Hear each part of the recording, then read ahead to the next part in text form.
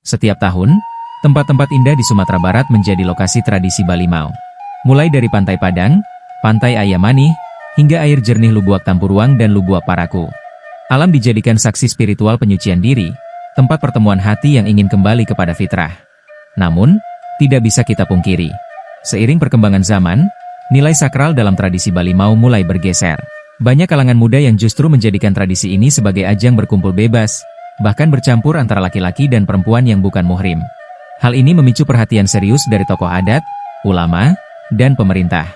Di Kota Padang, pemerintah bahkan sempat melarang tradisi Balimau karena kekhawatiran terhadap pelecehan nilai agama dan adat. Satpol PP dikerahkan setiap tahun untuk menjaga pelaksanaan Balimau di puluhan titik pemandian umum agar tetap dalam koridor yang pantas dan bermakna. Tradisi Balimau adalah warisan. Ia bukan sekadar mandi dengan limau, melainkan bentuk pengingat bahwa sebelum memasuki Ramadan, kita perlu menyucikan diri, bukan hanya tubuh, tetapi juga hati dan niat. Sebuah momen untuk berhenti sejenak dari hiruk-pikuk dunia, dan membuka lembaran baru yang bersih. Sebagaimana falsafah Minangkabau berbunyi, adat basandi syarak, syarak basandi kitabullah.